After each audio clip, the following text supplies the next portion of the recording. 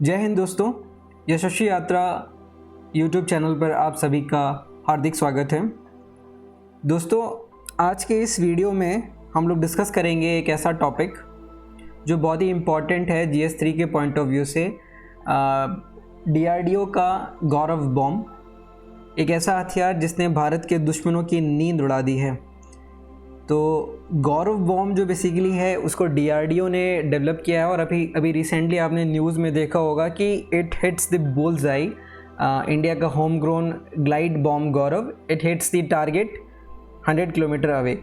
तो गौरव बॉम्ब जो है बेसिकली इसको ग्लाइड बॉम्ब या फिर लॉन्ग रेंज ग्लाइड बॉम्ब कहा जा रहा है। तो फर्स्ट लेट अस अंडरस्टैंड कि लॉन्ग रेंज ग्लाइड बॉम्ब होता क्या है।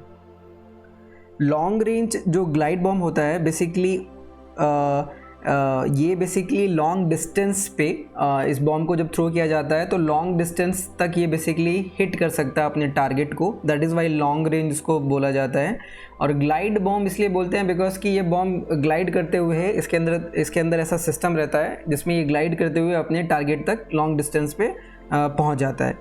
तो ये जो गौरव बॉम्ब है ये बेसिकली 1000 किलोग्राम का बॉम्ब है। 4 मीटर लॉन्ग इसका ये 4 मीटर लॉन्ग है और ये एयर टू सरफेस बॉम्ब है और इसके अंदर कैपेबिलिटी है to hit the targeted long distance. इसको डिज़ाइन एंड डेवलप किया है DRDO की रिसर्च फैसिलिटी जो हैदराबाद में है, रिसर्च सेंटर इमारत RCI, वहाँ पे इसको डिज़ाइन एंड डेवलप किया गया और in collaboration with Adani defence and जो हमारा भारत फोर्ज है उनके कोलेब्रेशन के साथ में इसको डेवलप किया गया है।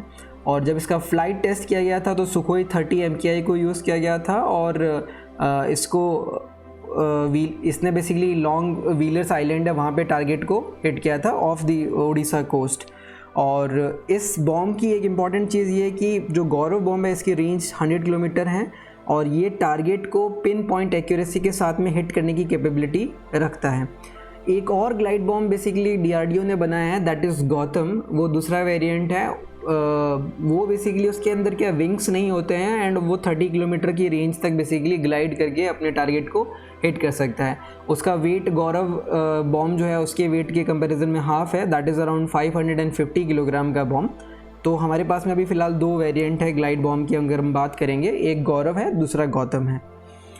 ग्लाइड बॉम्ब बेसिकली जो होते हैं, ये ग्लाइड बॉम्ब जो आप देख रहे हैं कि गौरव का जिस तरह का स्ट्रक्चर है गौरव बॉम्ब का, इसके अंदर विंग्स हैं। तो ये ग्लाइड इसको बोलने का रीज़न ही यही है कि बिकॉज आपने देखा होगा ईगल वगैरह को हवा में उड़ते हुए, तो जिस तरीके से वो ग्लाइड करते हैं अपना बेसिकली मूवमेंट बेसिकली वो कंट्रोल्ड रखते हैं, तो उसी तरीके से बॉम्ब ये गौरव ये जो ग्लाइड बॉम्ब्स है उसके अंदर ऐसा सिस्टम होता है। तो आप टेल में देख पा रहे होंगे कंट्रोल सिस्टम है इसके अंदर, जिसके अंदर चिप्स वगैरह सब कुछ लगा रहता है जो बेसिकली इसको हेल्प करता है टू कंट्रोल करता है इसके बेसिकली ड्रिफ्टिंग वगैरह को। और फ्रंट के अंदर जो इसका फ्रंट एंड है वहाँ पे आप इसके अंदर इनर्शियल नेविगेशन सिस्टम आप देख पा रहे होंगे, तो INS वहाँ लगा रहता है। जो बेसिकली इनर्शियल नेविगेशन सिस्टम होता है उसकी सबसे इम्पॉर्टेंट बात ये होती है कि ये जो इसके अंदर क्या है कि एक्सेलरोमीटर होता है और जायरोस्कोप होता है, उसकी मदद से बेसिकली लोकेशन को पिन पॉइंट करते हैं जो INS सिस्टम रहता है। और जो GPS रहता है उसके अंदर बेसिकली GPS की मदद से सैटेलाइट में लोकेशंस कोऑर्डिनेट्स वगैरह रहते हैं। तो जब इसके अंदर दोनों कैपेबिलिटी रहती है तो ये काफ़ी प्रिसीजन के साथ में अपने टारगेट को हिट करता है। Now let's talk about how it works. तो एक एनिमेशन वीडियो है, उसको देख के समझते हैं कि अपने टारगेट को कैसे हिट करना।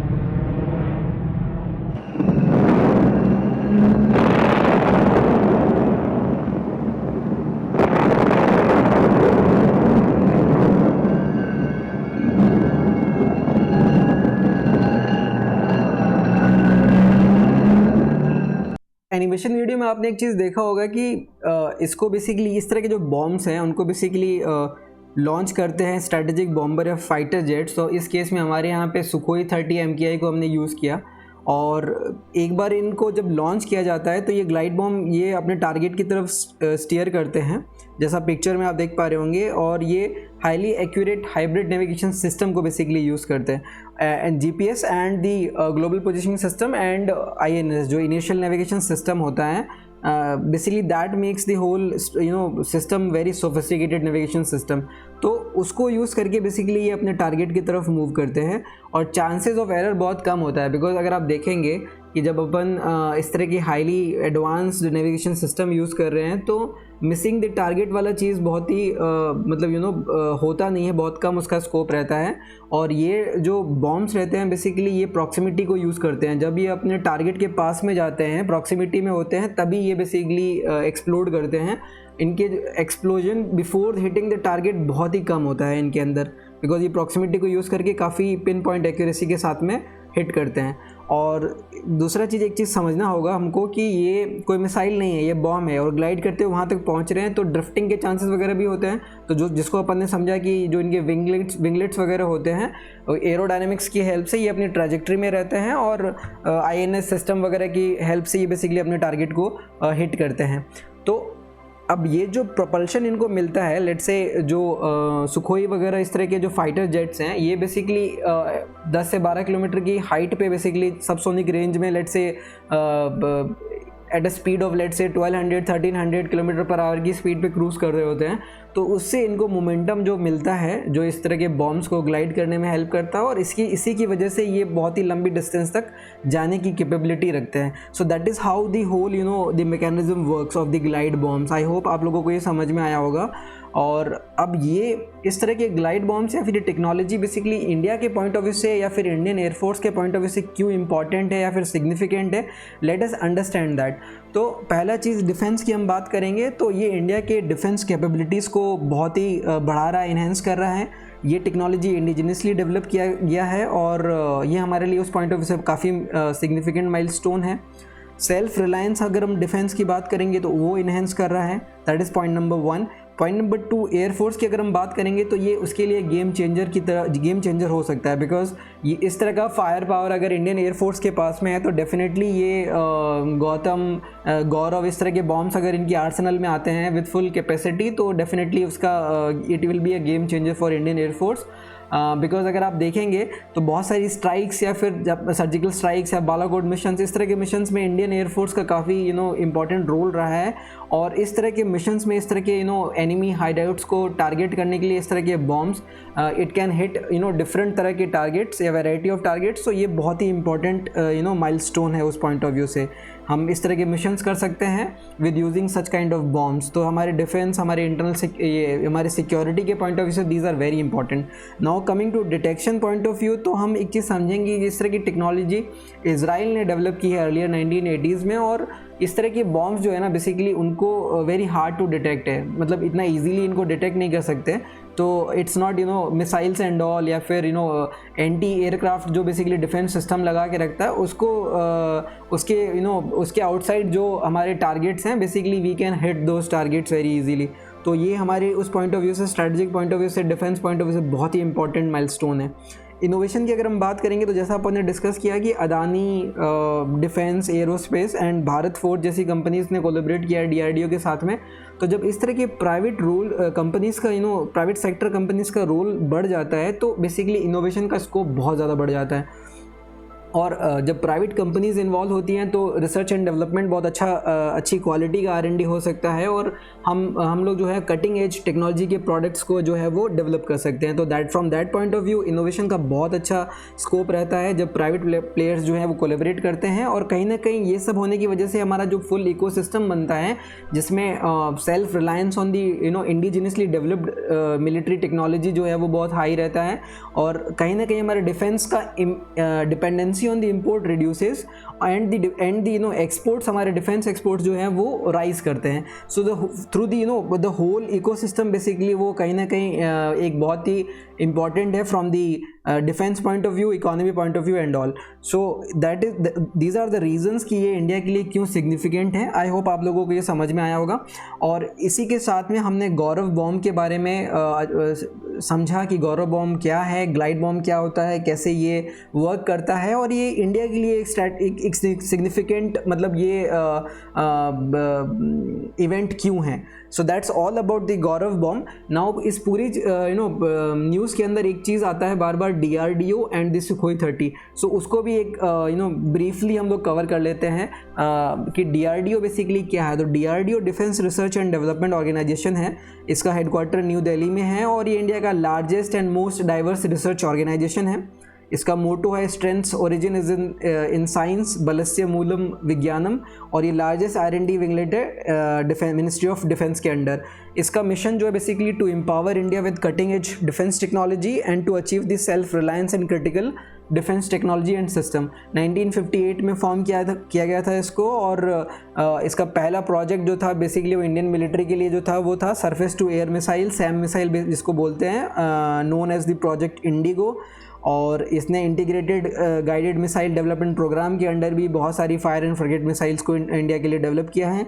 It has 52 labs, more than 5,000 scientists, and it develops defense technologies in different kind of fields like aeronautics, armaments, electronics, land combat engineering, life sciences, naval systems and whatnot.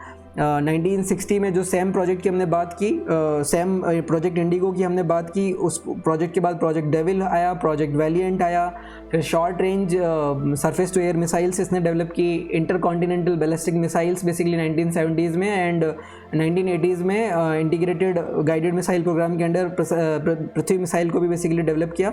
सो पूरा जो time रहा 1980 से 2007 का basically उसमें integrated guided missile development में DRDO ने बहुत अच्छा काम किया. Range of missiles basically develop की like Agni, Prithvi, Akash, Trishul and Nag. So that is in brief about the DRDO. It is very important that we know our such kind of prestigious organizations. So that's why we covered DRDO.